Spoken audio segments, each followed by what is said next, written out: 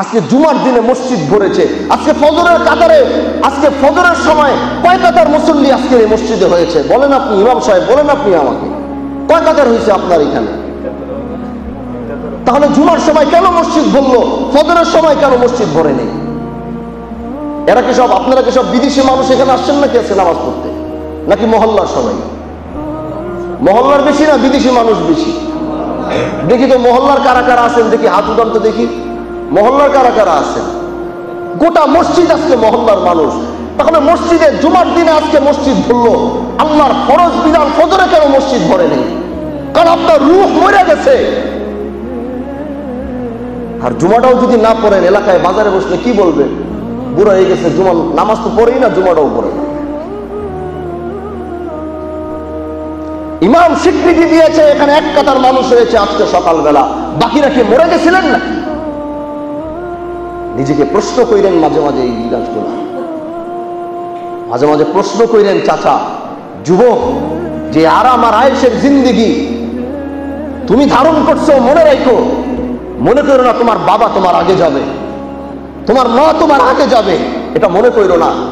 যাও দেখো milestone college আর school আর কলেজের অবস্থা দেখো। তোমাদের বয়স তো 18 হয়েছে, ওদের বয়স এখনো 6 বছর হয় নাই, কারো বছর 7 বছরও হয় নাই। এই মৃত্যুর ডাক বয়স দেখে আল্লাহ দেয় না। সারা রাত তোমাদের মোবাইলের ভিতরে পার হয়ে যায়, সারা রাত তোমাদের কানের জিনার ভিতরে পার হয়ে যায়, সারা রাত তোমরা অবৈধভাবে আল্লাহর বিধান অনুযায়ী সারা রাত তোমরা জিনা করতে থাকো মোবাইলের ভিতরে কানে দিয়ে। আর ঠিক যখন ফজরের আজান হয় তখন মোবাইলটা বন্ধ করে তোমরা আস্তে করে ঘুমায় পড়ো। আজকে তোমরা জুমার নামাজ পড়তে আসছো, কি হয়েছিল তোমাদেরকে আজকে সকালে যে তোমরা আজকে মসজিদে আসতে পারবে? চাচা, যারা মুরব্বী বয়স্ক তাদেরকে বলছি, মনে রাখেন জীবনের অনেক পথ দুনিয়ার থেকে পার করে ফেলছেন, প্রতিটা পথ আপনার কবরের দিকে আগায় যাচ্ছে। কথাটা মনে রাখেন। মনে করছেন আজকে মসজিদে আসছেন বাসার থেকে, না, আপনি মসজিদ থেকে আজকে কবরের দিকে আসছেন। এখান থেকে আবার বাসায় যাবেন, মনে করেন না আপনি বাসায় গেছেন, এখান থেকে আপনি কবরের দিকে আরো আগে গেছেন। এখান থেকে আপনি মীর কাসিম বাজারে যাবেন, আপনি মনে করছেন বাজারে যাবেন, না, আপনি আপনার কবরের দিকে আগে যাচ্ছেন। প্রতিটা কদম আপনি কবরের দিকে যাচ্ছেন, কবরের উল্টা দিকে যাচ্ছেন না। আপনি কেন বুঝেন না? আপনি এখান থেকে যদি মাদারীপুর যাবেন, আপনি আপনার কবরের দিকে আগাইছেন, আপনি মাদারীপুর যান নাই। আপনি এখান থেকে ঢাকায় গেছেন, আপনি ঢাকায় যান নাই, আপনি আপনার কবরের দিকে আগায় গেছেন। এটা কেন বুঝেন না? আল্লাহ যদি সেন্টিমিটারটা রাইখা দিত আমার হাঁটার প্রতিটা হাঁটার কদম কবরের দিকে যাচ্ছে, তাহলে আপনি কোথায় যাইতেন না, আপনি এখানে পড়ে থাকতেন।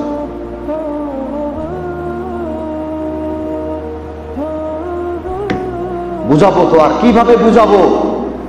বুঝানোর ক্ষমতা আল্লাহ ক্ষমতা যতটুকু দিছে সর্বোচ্চটুকু দিয়ে বুঝাচ্ছি। এরপরেও যদি মুরব্বী চাচা যুবকরা না বুঝবে, আমাদের হাতে আর কিছু করার নাই।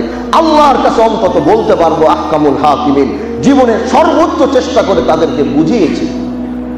যে অন্তর আমাকে 5 ওয়াক্ত নামাজের জন্য মসজিদে আসতে দেয় না, আমি বলবো সে অন্তর মরে গেছে। যে অন্তর আমার আল্লাহ আল্লাহ ডাক শুনতে পারে না, আমি বলবো সেই মানুষটা, সে অন্তর মরে গেছে।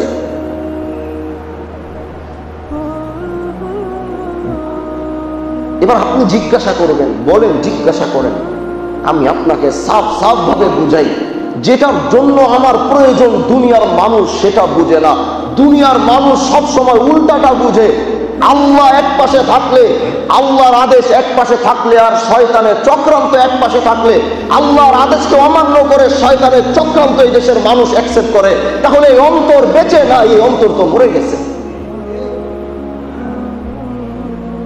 একদিকে মাহফিল রাখবেন, আরেকদিকে কনসার্ট রাখবেন। যুবকরা দেখবেন কনসার্টে গিয়ে গোটা কনসার্ট ময়দান ফিল আপ করে এমন এক উচ্চ স্বরে আওয়াজ ওখান থেকে বাজতে থাকবে। অধিকাংশ মানুষ দেখবেন কনসার্টে, আর তার থেকে নিম্ন কম মানুষ দেখবেন যে কোরআনের মজমায়। তার মানে আমার অন্তর কিভাবে জীবিত থাকবে?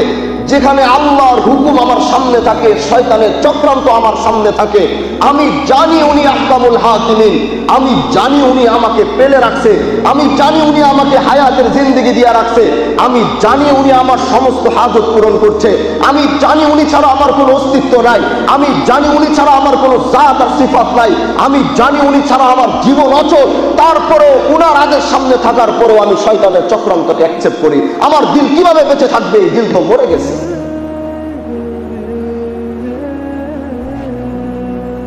আমরা হচ্ছি সব ফেক পিপল, ধোঁকাবাজ, আমরা হচ্ছি ধোঁকাবাজ।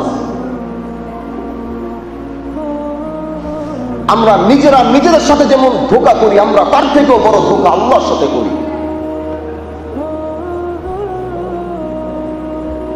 আমি আমার দুনিয়ার বাঁচার জন্য, দুনিয়াকে ঠিক রাখার জন্য আমি আমার শরীরের হক আদায় করছি, কিন্তু আমি আমার অন্তরের, আমার কলবের, আমার হৃদয়ের, আমার রূহের হক আমি আদায় করছি না।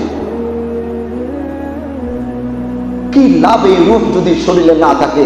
কে আছে আপনাকে ইমাম বলে ডাকবে? কে আছে আমার ভিতরে আজকে এই মুহূর্তে রূহ বের হয়ে গেলে কে আছে আমাকে হানজালা বলে ডাকবে?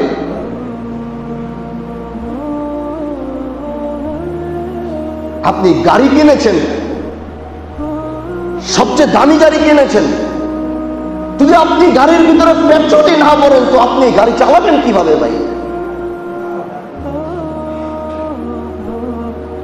আমার দেহে যদি রূহ নাই থাকে তো আমার এই দেহের দাম এই পৃথিবীর কার কাছে থাকবে?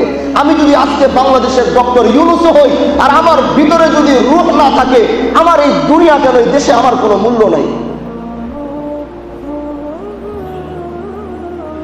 তাহলে আপনি যার কারণে বেঁচে আছেন, যে রূহের কারণে আপনি হাত উঠাইতে পারছেন, যে রূহ ভিতরে থাকার কারণে আপনি কথা বলতে পারছেন, যেই রূহ ভিতরে থাকার কারণে আপনি সবাইকে দেখতে পাচ্ছেন, যেই রূহ আপনার ভিতরে থাকার কারণে ব্যবসা করতে পারছেন, যেই রূহ আপনার ভিতরে থাকার কারণে আপনি চাকরি করতে পারছেন, যেই রূহ আপনার ভিতরে থাকার কারণে আপনি দুনিয়াতে একটা বাদশা হইতে পারছেন, যেই রূহ আপনার ভিতরে থাকার কারণে আপনি একজন নেতা হইতে পারছেন, যেই রূহ আপনার ভিতরে থাকার কারণে আপনি একজন মানুষ হইতে পারছেন, আপনি তার খবর বাদ দিয়ে কার খবর নেওয়ার জন্য দৌড়াচ্ছেন?